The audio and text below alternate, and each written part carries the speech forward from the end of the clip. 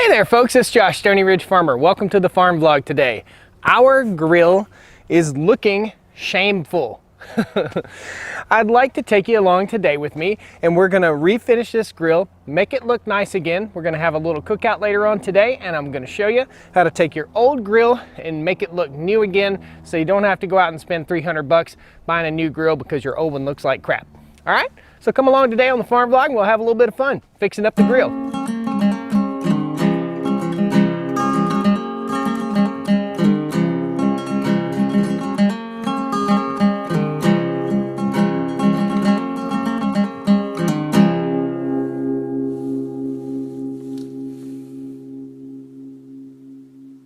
All right folks, so what we have here is a Master Forge grill. Now this is a pretty cool grill. It's a charcoal grill and I believe in cooking with charcoal. I just think it gives your meat a little bit better flavor, but it's been sitting outside. I think this grill is like 3 years old, which is a testimony to how long a grill lasts. Now we'll walk you around the grill, we'll tell you about its features, and then we'll show you what we're gonna do here. Pretty simple grill. This has got the 2-tier little spot here, one for like warming and one for cooking.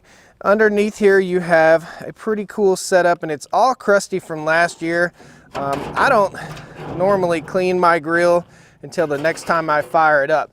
So this grate is where your coals sit and there's a handle right here and you crank this handle and you can see there's a mechanical thing in there that brings the grate both up and down. And that gets your coals a little bit closer to where you want to work. Now underneath here there's a tray. And this tray is upside down because I flip it over when I store it for the winter time so it doesn't puddle up water inside the tray and cause it to rust out.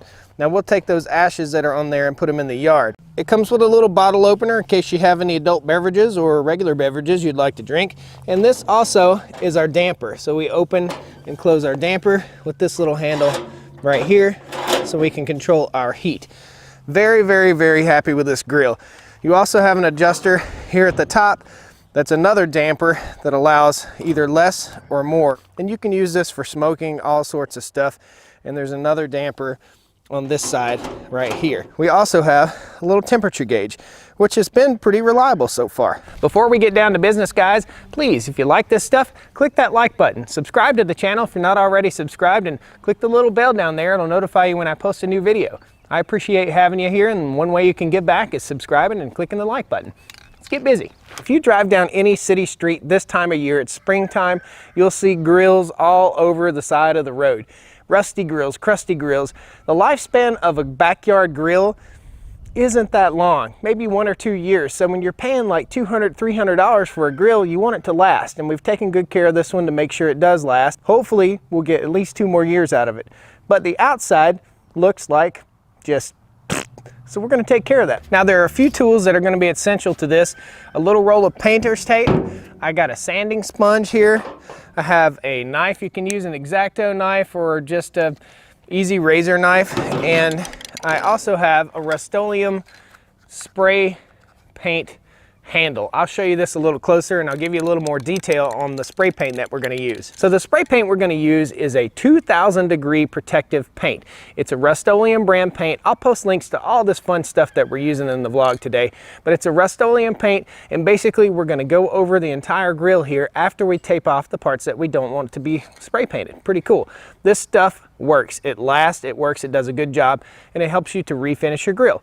Now, this little doodad right here is something really, really cool. It opens up and you can tell I've used it a lot. It's by Rust-Oleum. I'll post a link down below, but you clip it on to your spray paint can and basically it makes you a spray paint gun, which is very, very handy because I don't know if you've ever painted something this big with a spray can, but using your finger, you'll end up switching fingers and you'll be like, because your fingers will get covered with paint and it's just hard on your hands. So this is awesome. And we'll show you how we use it. Now there's really only one place that I don't want paint and I don't want it on this glass right here. So basically here's how I'm gonna do it. I'm gonna take my tape and I'm just gonna cover the entire area right here, just like that. I'm gonna take 2 pieces of tape and do this. And then I'm gonna kind of press the tape down on the glass part, and I'll take my little knife here, and this doesn't have to be perfect, it's your grill, it's your backyard, so you know, you want to protect this so you can tell what your temperatures are, how hot it's running in there. So I'll press it down on the glass, then I'll go around the edge and just basically trim off all the way around the edge, just like that. And voila, pull off the tape. Pretty cool. Now we've protected that little glass piece. Pretty neat. We're gonna take our sanding sponge here and basically we'll sand off some spots that have a little bit of heavy rust. I'll show you. Now you don't have to go too awful crazy with your sanding sponge, but basically, if you look and see all that rust will just kind of disappear. And you can see all the little spots where their surface rust is starting to disappear. I'm gonna lightly sand this whole thing really quickly, okay? Now you can go as crazy as you want to with the sanding process. It's your grill. If you want to make it look like a show car, you can make it look like a show car. We're just trying to get off anything that might be moderately obvious once we start slinging paint on this thing. I think this will make it look a little bit better. I'm just going to take a little piece of tape and kind of wrap around the edges of my little chrome accents or stainless steel accents right here. Nobody will ever really notice but me, but it would drive me absolutely crazy to see that and be ashamed that I didn't just take 2 seconds and do the right thing. All right, at this point, we're gonna get into the science of this. I like to keep my paint out in the sun. I wanna leave my paint out in the sun for at least 30, maybe 45 minutes, and you wanna shake it really, really well. You wanna shake it at least a minute, maybe 2 minutes, and as you're painting, you wanna stop and give it a good shake again, okay? Just shake, shake, shake, shake, shake. When in doubt, shake your paint. I like for the paint to be a little bit warm as it goes on, and I want the grill sitting out in the sun so it's a little bit warm. So when the paint hits it, it dries quickly and it has less of a chance of running. So the first place I want to start painting is a place that's a little bit less obvious so that I can see where the paint is going to run and how it's going to behave. If it goes on thick, then I don't have to worry about it. And basically what I want to do is spray a straight line across, and you'll see all this technique. I'm going to go psst, psst, psst, psst, just like that, so that the spray paint job is a good job and so that you don't have heavy paint, heavy paint, light paint. What we want to do is we want to half lap over it. In other words, we'll paint a strip here and then we'll lap over it halfway and paint it here. Lap over it, paint it here. Okay, that's how you get a good, nice, smooth job. Now, you want to do a light coat first and then go back with a nice finish coat. So let's get started painting. You want to start in your hard to reach areas once you figure out how your paint's going to behave, because you'll have to go back over those at different angles, okay? And I hope you see how I'm hitting this with the paint. This stuff covers really, really well. Guys, I'll post links down below to all the materials we're using here in the vlog today. We've gotten around our problem areas right here, and you can see there's kind of a odd spot there. Hold it back about 6 to 8 inches and fill in, half lapping over, just like I showed you before. And you can watch, you see how quickly that paint is drying right there. You can see it drying. That's what you want, okay? That's why you want it out in the sun. We're gonna go down here. Am I worried about this handle? Nope. We're gonna paint right over that handle. Be sure you don't neglect the angle. So I need to shoot down that way and I need to shoot up this way, okay? That's why I say start in your odd little corners first.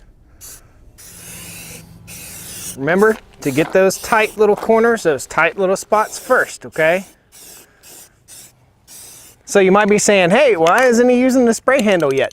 I'm not using the spray handle yet because I'm into these tight spots. Once I get done with the tight spots and I close the grill up, I'll put that spray handle on there and I'll really hit it. And then when I go with my second coat, I'll use that spray handle, okay? Horizontal surfaces or flat surfaces don't like to run.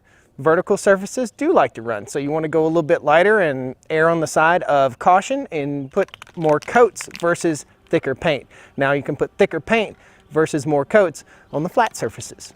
Pretty cool. Let's get busy. Guys, I don't know if you can tell, but that really, really made it pop. I want to give you a few final tips before you get started. Be sure you're about 30 feet away from any kind of vehicle or anything you don't want paint to get on, because as soon as you break out that spray paint, the wind is bound to pick up, okay? Pick yourself up one of these guys. Makes life so much easier and so much less hard on your fingers. No paint on my fingers. because of this guy, and it's dirt cheap. I think it's somewhere in a neighborhood, I think it's under 10 bucks. So I'll post links down below to this paint, to all the goodies that we used in the video. Please take the time right now to click that like button, subscribe to the channel if you're not already subscribed.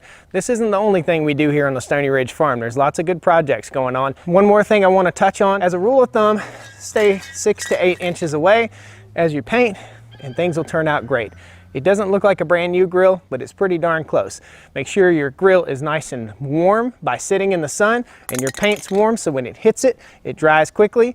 And use little strokes.